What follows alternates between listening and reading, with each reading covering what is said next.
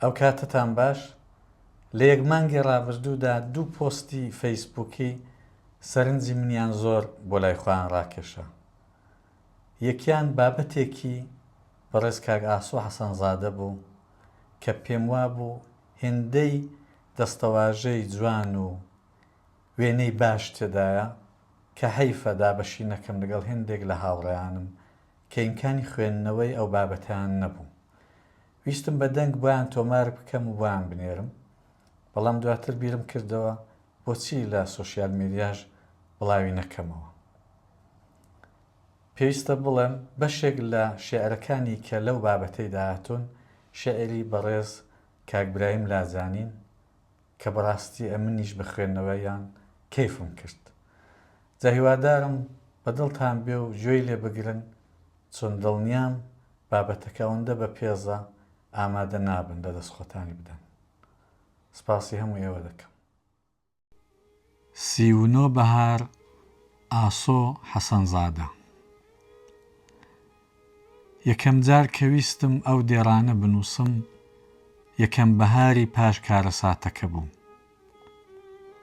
لە قوتابخانەی شۆڕش دەفتەری بیرەوەری ڕۆژانەیان پێڕەش دەکردینەوە هەتا فێر بین جوان بنووسین.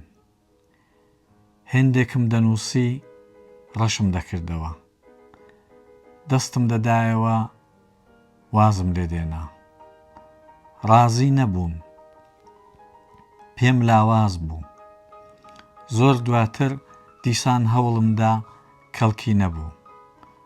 بە تێپەڕینی ساڵەکان کارەکە ئەستەمتریش بوو.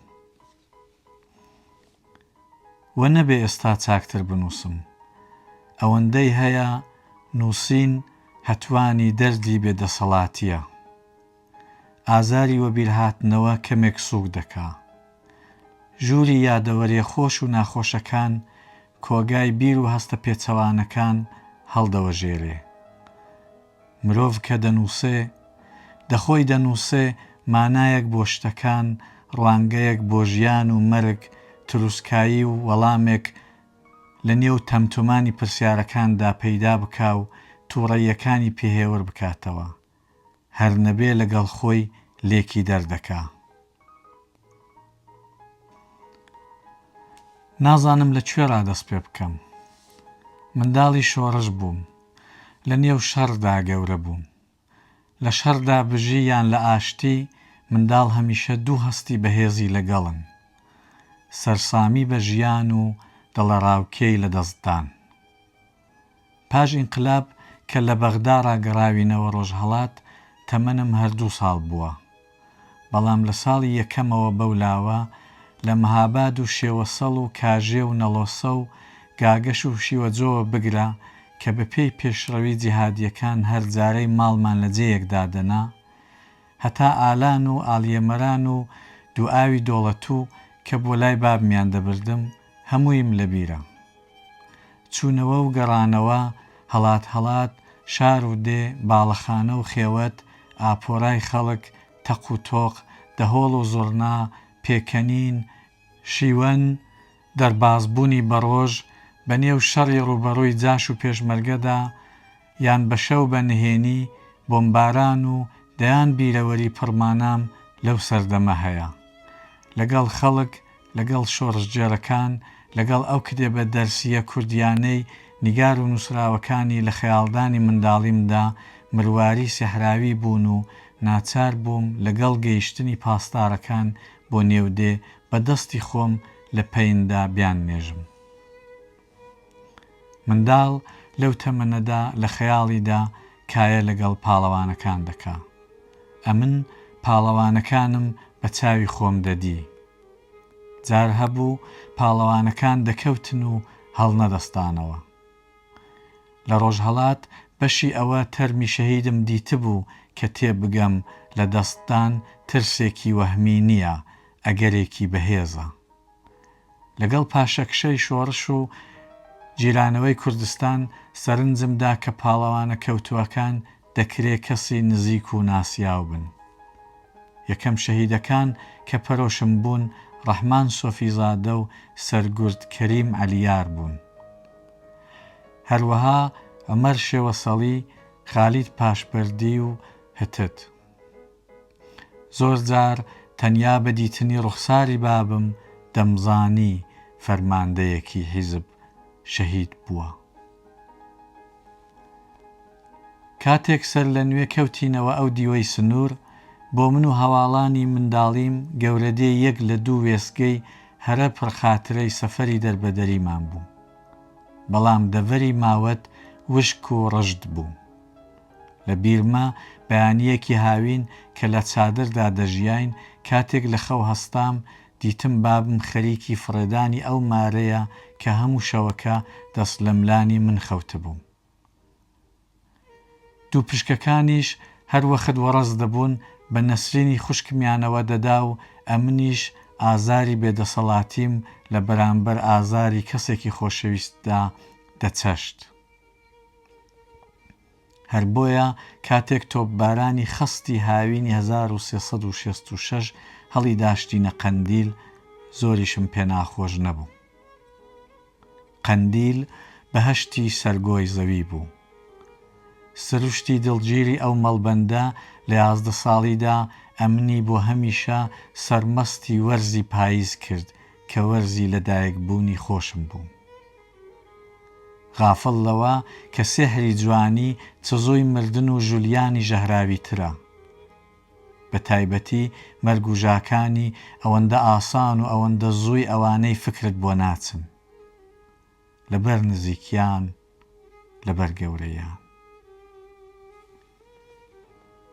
هێندە گەورەی بە تونێلی فراوانی ئەم گەردوونەشەوە ناچی، تۆ زۆر مەزنی، تۆ خۆشەویستی ئەم خەڵکەی. لە یەکێک لە ڕۆژە زیوینەکانی ئەو پاییزە کە بۆنی جێوژ و دووکەڵی ئاوری داران تێکەڵی یەکتر ببوون، دوو هاوڕێی گیانی بەگیانی لە ماڵی ئێمە لە ئێندزەی بناری قەندیل وێک کەوتنەوە. پیاوە بێهاوتاکەی کورد دکتۆر قاسملو و ئازادترین مەلی دنیا کە شایی دنیای بەخۆی بوو و دنیا شایی پێبوو، حەسەن شێوەسەڵی. بێگومان ئەو ڕۆژە ترسی لە دەستدانم هێندە بەهێز نەبوو بیر لەوە بکەمەوە کە ئەو دوو هاوڕێیە ئیدی بە ساغی یەکتر نابیننەوە و لە ماوەی تەنیا ساڵ و شتێکدا یەکیان بە باڵشکاوی و سۆماچەرژاوی لە سنووری مەرگ دەگەڕێتەوە و ئەوی دیکەش شەهید دەبێ. هەردووکیشیان بەهۆی پیلانی خەیانەت لە متمانە و نیەت پاکی. ئێستاش لە زەینی مندا دووشت هەن کە هەمیشە یەکیان ئەوی دیکەم و بیر دێنێتەوە. هەڵپچڕینی کتێبە بۆم بڕێژراوەکە لەلایەن خاڵمەوە لە 16 سەرماوەزی 1366. ستارت لێدانی ئەو ئۆتۆمبیلەی ڕۆژی 22 پوشپەڕی ساڵی دواتر دکتۆر قاسملو دەبا بۆ ژمارە 5 شەقامی لینکە بانکسەی ڤیەن. سەیرە. لە ئەفسانە یونانی و عیبریەکاندا خاڵی لاوازی پاڵەوانەکان هەمیشە جێیەکی جەستەیان بوو. هی ئاشیل پاژنەی پێی، هی سامسۆن پرچی. کەچی خاڵی لاوازی پاڵەوانەکانی ئەفسانەی کورد دڵپاکیان بوو. ئینسان دۆستیان، کتێب دۆستیان. هەموو ڕۆژێ قامکەکانت وەک دەچۆلەکەی سەربڕاو بەرەو ئاسۆ هەڵدەفڕێنی. ئەوەتانێ بەو دەستانت ئەم هەورانە ڕادەماڵی و دەتەوێ خۆرمان بۆ بێنی.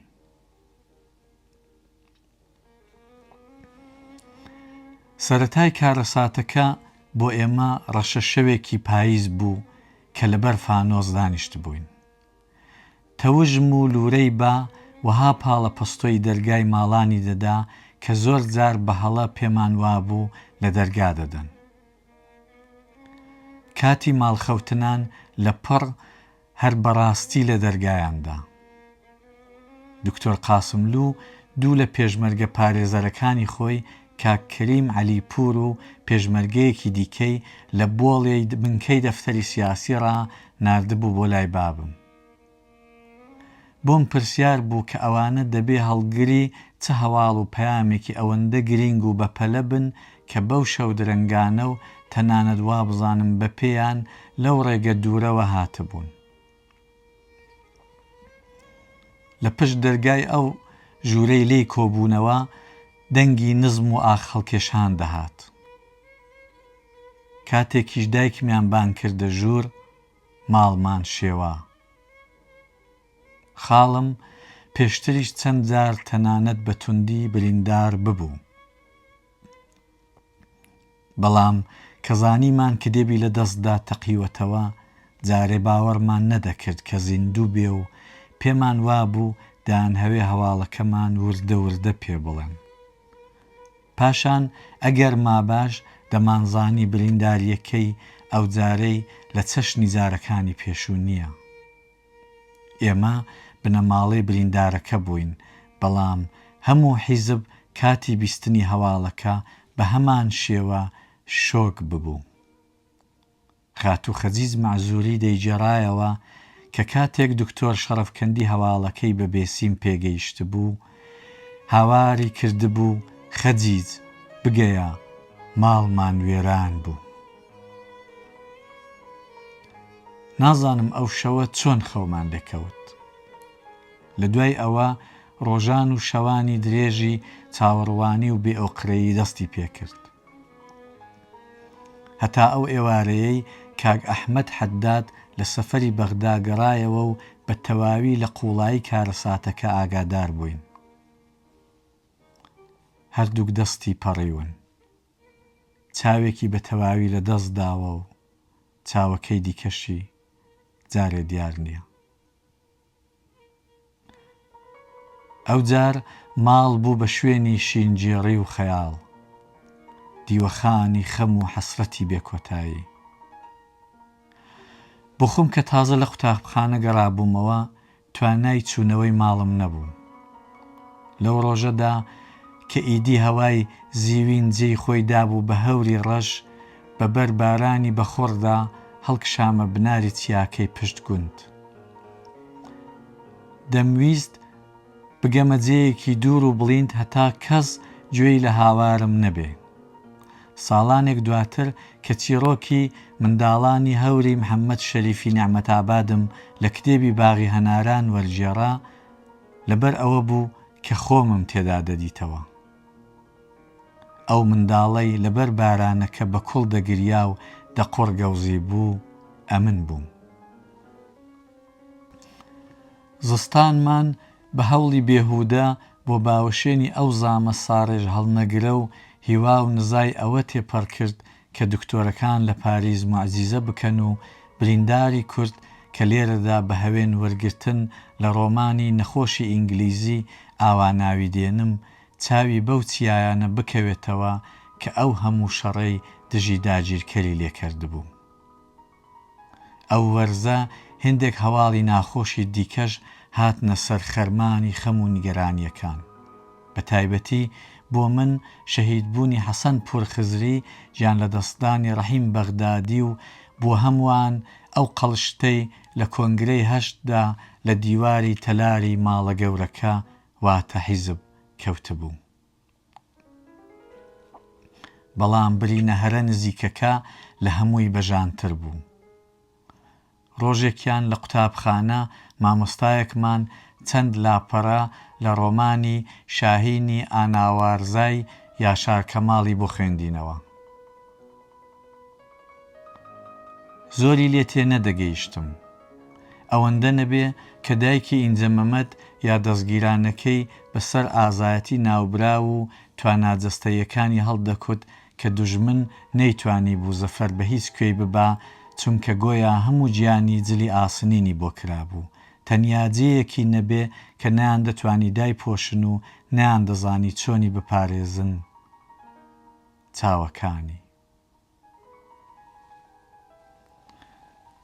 چاوەکانت چاوی شۆڕشی ئەم گەلەن چاوی حیزبن لە تۆفان و گەردەلوولدا بۆمان دەبنە قیبلە نما لە هەوراز و هەڵدێراندا دەستمان دەگرن لە پێشەوەی ئەم کاروانە سەروەریەدا کاروان کوژە دەناسنەوە. مانجی جۆزەردان بوو. لای نیوەڕۆیە لاندکرۆزێرێک ئەمنی لە بۆڵێ ڕاهێنایەوە ئێنجێ. لە بیرم نییە بۆچی چوو بووم. کە گەیشتمەوە ماڵ بابم و دکتۆر قاسملوو لە حەوشەکە چاوەڕوان بوون. لەگەڵیان چوومەوە ژوور. تاوێک لە هۆڵە بچووکەکەمان بەدەم قسەکردنەوە هاتن و چوون. باسی کدێب و کارەساتی هەڵەبجە کرا. جارجار ئەمنیشیان ڕێدەدایە نێو قسەکانیان. دادم بانجی کردنەوە. دکتۆر قاسملوو گوتی گەلاوێژ ئەو جاریش بە هەڵە نەمان بەیە دەر. ئەو جار هەڵە نەبوو. لاندکرۆزێری هەڵگری برینداری کورد و کاکم کە لەگەڵی چوو بووە فەڕەنسا گەیشتەوە. ئێمە و هێندێک میوانی دیکە کە تازە گەیشتبوون و ژمارەیەکی زۆر دەرو دراوسێ و پێشمەرگە بە دووی یەکدا لی دەچووینە پێش بۆ ئەوەی وێڕای خۆناساندن بە خێرهاتنی بکەین. سەرنجڕاکێش ئەوە بوو کە ڕووما و هەیبەتی هەروە جوان و لە جارانیش بەسامتر بوو. کاتێک نۆرەی من هات نەگەیشتمە بەژنی بەرزی و نەمتوانی ماچی بکەم. گریام.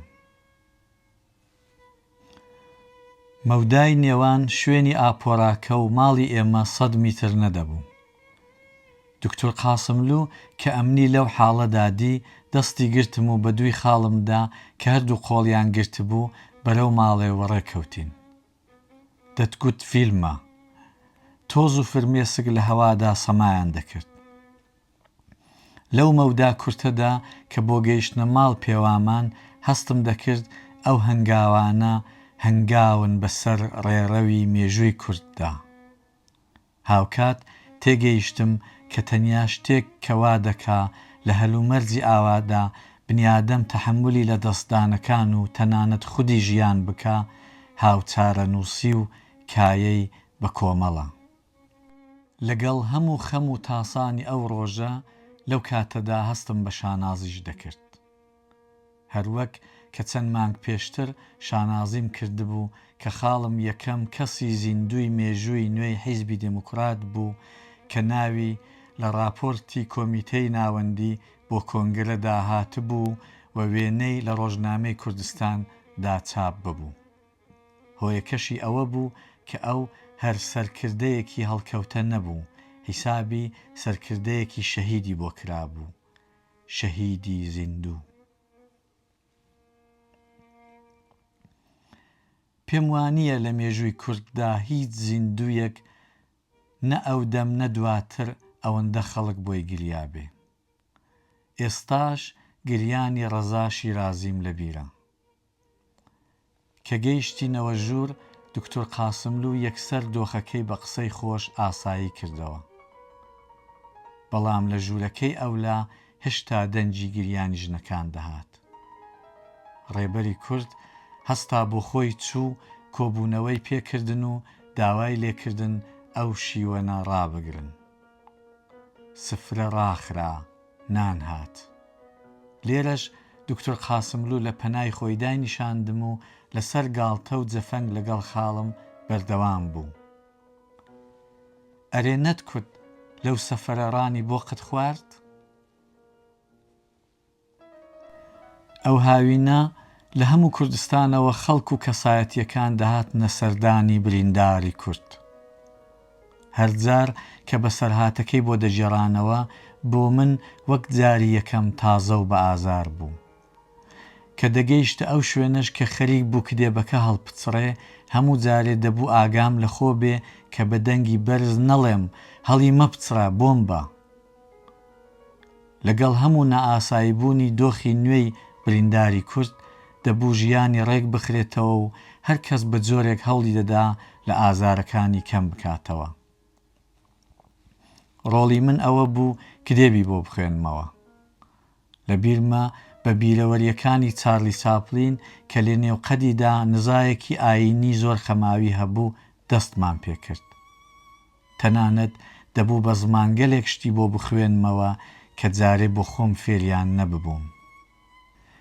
هێندێک جاریش ئەو شێعرە عەروزیانەم بۆ دەنووسیەوە کە لە پاش برینداربوونیەوە لە مێشکی خۆیدا لەبارەی چارەنووسی کورد و لە پەسنی ئازایەتی پێشمەرگە دایدەنان. لە بیرما لە دێرێکی ئەو شێعرانەدا ئیشارەی بە سەرهەنگێکی ئەرتەشی کۆماری ئیسلامی کردبوو کە بە دیلی کەوتبووە دەستی و لە ترسان بۆ ئەوەی نەیکوژێ کڕنۆشی پارانەوەی بۆ بردبوو. بەڵام ئەو لە شێعرەکەیدا نەیدەگوت کڕنۆشی بۆ من هێناوە، ڕوو بە دایکی نیشتمان دەیگوت کڕنۆشی بۆ تۆ هێناوە، نەیکوشت بوو. زۆربەی کات شێعرەکانی لە ڕێگاڕۆیشتنی ئەوارانی سەرجادەی سەرەکی نێوان ئێنزیە و لێوژێ دەهۆنیەوە و ئەمنیش بەدەم ڕێگاوە دەمنووسیەوە. لە یەکێک لەو ئێوارانەدا چەندەم خەفەت خوارد کاتێک سەری هەڵبڕی و گوتی هەست بە ڕووناکایی تیشکی خۆر دەکەم. هێشتا هیوای دیتنەوەی دنیای ڕوونی لەدەست نەدابوو. ئەو ڕۆژانە هەروەها کە سەرنجم دەدایە بەهرە و خوێندەواری و زانیاری بەربڵاو و فرەچەشنی برینداری کورد، هێندەی دیکە خەمم دەخوارد. ساڵ تێوەرسووڕا. دکتۆر قاسملوو شەهید بوو و برینداری کورد لە گۆڕستانی شەهیدان بە قوڵپی گریانەوە قسەی لەسەر کرد و گوتی ئەو شتەی ساڵانی ساڵ بوو لی دەترسام بەداخەوە وەدی هات. ڕەحیم قارنجی کە ئەویش گەوهرێکی سەر ئەو شاخانە بوو زۆر هۆگری خاڵم بوو، شەهید بوو و پەخشانی بۆ نووسی. پێشمەرگەی دەستەبژێر لە هێزەکانی دەوروبەری بنکەکانی دەفتەری سیاسی کە ئەمن هاودەمی زۆریان بووم، بە تایبەتی لە هێزی بەیان پۆل پۆل شەهید بوون. لە مەولا ڕێگای خەبات ڕوە و هەوراستر ببوو، دەبوو خۆمان بۆ پیلان و تاوانی دیکەش حازر بکەین. برینداری کوردیش دەبوو مەرسیەی ئەو پاڵەوانانە بخوێنێ کە یەک لە دوای یەک دەکەوتن و هەڵنەدەستانەوە. چاوم لێیە قامکەکانت کەوتونە سەر پەلە پیتکەی چەکی هەموو پێشمەرگەکان، ئەوەتانێ پەنجەکانت بوونە قەڵەم بۆ منداڵانی کوردستان.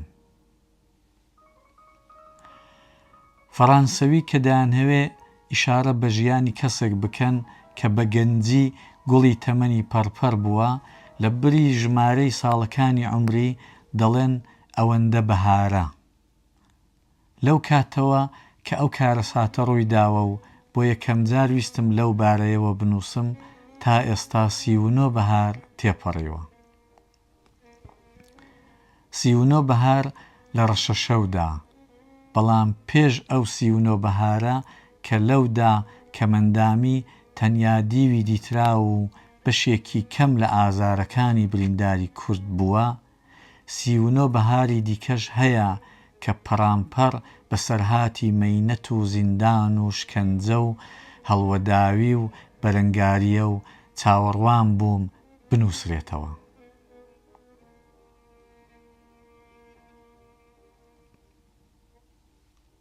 چاوم لێتە هەموو شەوێ نیوە شەوێ لەسەر چیاکان ئاگرێکی سوور هەڵدەکەی، هەر دەپەنجەت لە خوێنی شەهیدەکان هەڵدەکێشی، داستانی شۆڕشی گەل تۆمار دەکەی.